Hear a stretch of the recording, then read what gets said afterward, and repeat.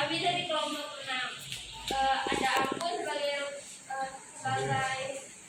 ketuanya, terus Fani, terus ini saya Naya Bisa, saya Yura Bisa, saya Hana Patrick.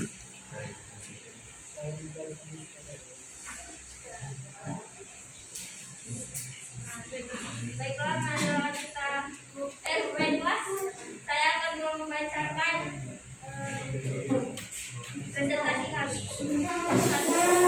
Satu, konsep kebudayaan. Budaya berasal dari bahasa Sanskerta, yaitu bidaya, yang merupakan bentuk jamak dari budi atau budi apa?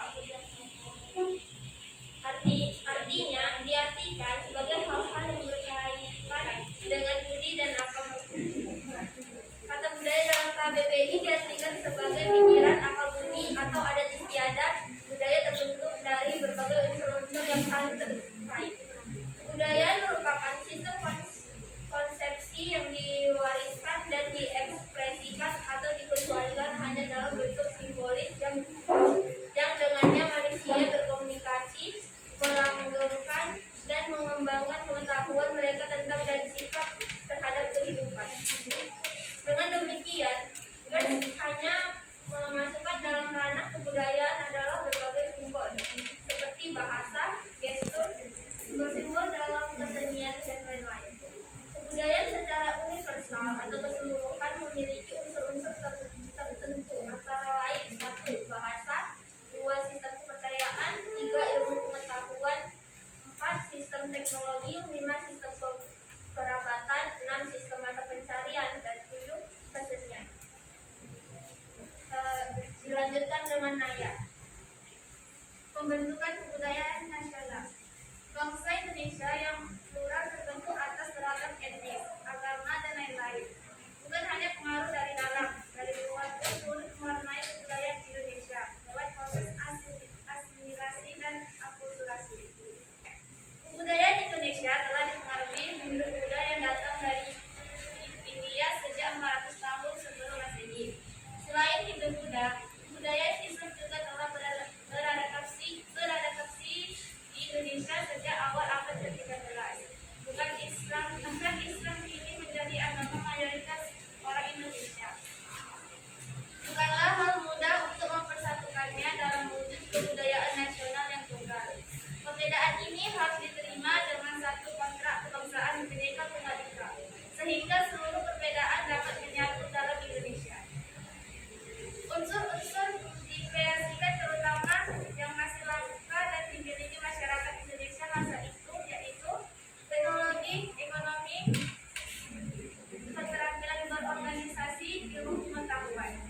Menurut Undang-Undang Republik Indonesia Nomor 5 Tahun 2017, kemajuan kebudayaan dilaksanakan berlandaskan Pancasila, Undang-Undang Dasar Negara Republik Indonesia Tahun 1945, Negara Kesatuan Republik Indonesia, dan Bhinneka Tunggal Ika. Dan asas kemajuan kebudayaan Indonesia adalah 1.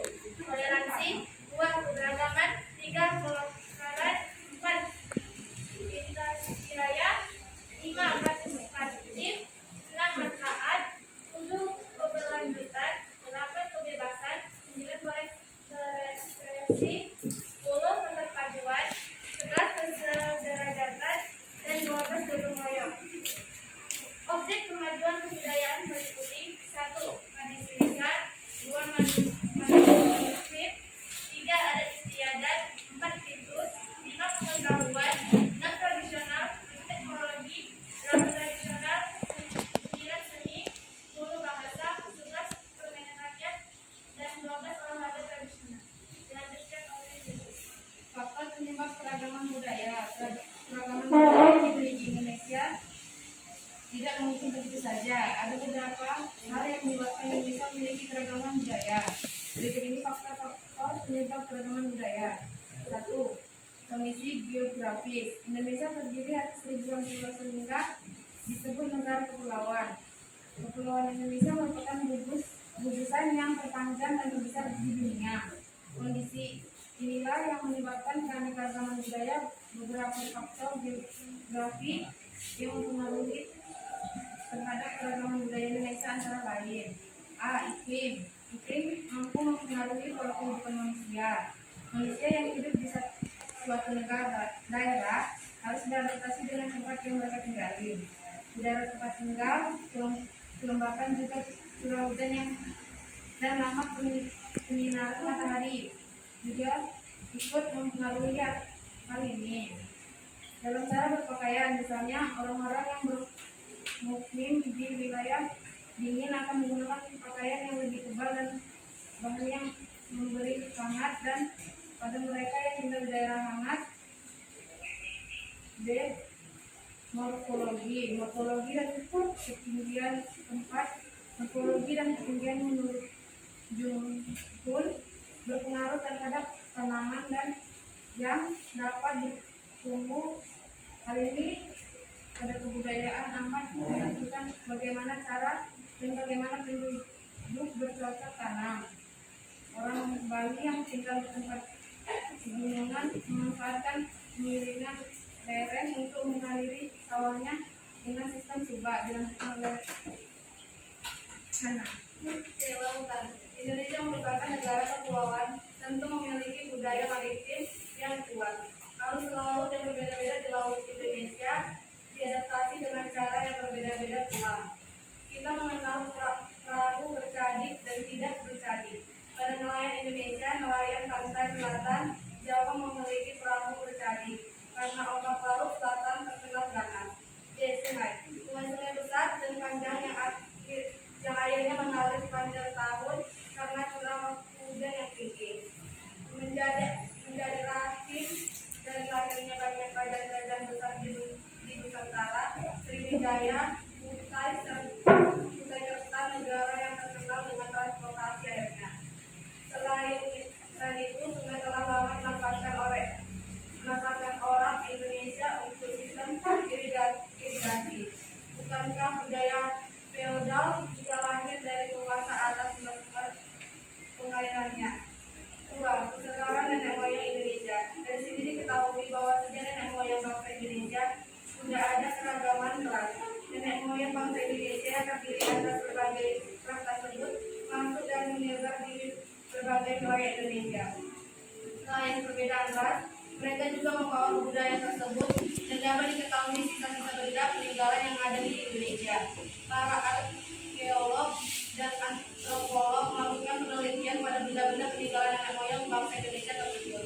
Hasilnya adalah pembagian kebudayaan berdasarkan masanya, yaitu masa berburu dan mengumpulkan makanan, masa bercocok tanam, dan masa perdagangan. Hal lain adalah persebaran nenek moyang di Indonesia berdasarkan daerah penemuan benda-benda peninggalan. Dilanjutkan oleh Dewi. Sebaran Keragaman Budaya Indonesia. Ilmu penduduk 2010 mengelompokkan seluruh wilayah administrasi Indonesia menjadi 7 wilayah atau pulau yang secara historis merupakan asal komunitas untuk bahasa ini tersebar dari Pakuan dan awal di Piring Utara sampai Selandia Baru dan di ujung selatan, dan dari Madagaskar di ujung barat sampai Pulau Pasca di ujung timur. Persebaran Australasia terjadi karena seluruh Australasia melakukan migrasi ke Filipina. Dari sini kemudian menembak ke pulau-pulau di Nusantara. Secara kronologis, bahasa Australasia terdiri dari 3 kelompok. 1. Melayu Polinesia Barat. 2. Melayu Polinesia Tengah. 3. Halmahera Selatan Papua Barat. Konsep identitas nasional. Kata identitas berasal dari bahasa Inggris identity, yang memiliki pengertian ciri-ciri yang dimiliki oleh setiap individu. Masing-masing dari individu tersebut memiliki ciri yang berbeda. Identitas biasanya merupakan nilai norma atau ekspresi wajah yang ditunjukkan saat berinteraksi dengan orang lain atau dalam interaksi sosial. Dengan identitas dapat memudahkan untuk mengetahui bagaimana ciri-ciri atau sifat dari suatu satu individu atau kelompok. Nasional juga terikat oleh satu wilayah yang sama. Biasanya kelompok-kelompok akan mengikut dan melakukan tindakan yang mewujudkan dalam berinteraksi organisasi yang biasanya diberi akreditasi nasional. Baik.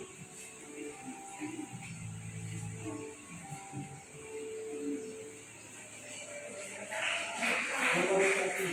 Budaya Indonesia bisa merupakan bagian dari budaya global. Kemajuan zaman diiringi dengan kemajuan teknologi telah menyatakan budaya Indonesia sebagai bagian dari kebudayaan global.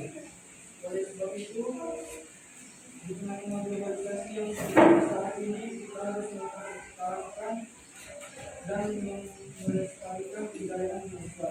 Bagaimana globalisasi? Globalisasi menjadi akibat adanya globalisasi. Globalisasi berasal dari kata global atau global yang artinya dunia atau dunia. Terjadi globalisasi, terjadinya globalisasi tentunya ditandai dengan beberapa hal yang membuat globalisasi semakin pesat berkembang. 2. Penyebab terjadinya globalisasi. Berikut ini merupakan ciri-ciri yang menyebabkan terjadinya globalisasi. 1. Perkembangan teknologi yang semakin canggih sehingga tidak ada lagi batasan ruang. 2. Munculnya masalah-masalah besar yang harus diselesaikan secara bersama-sama.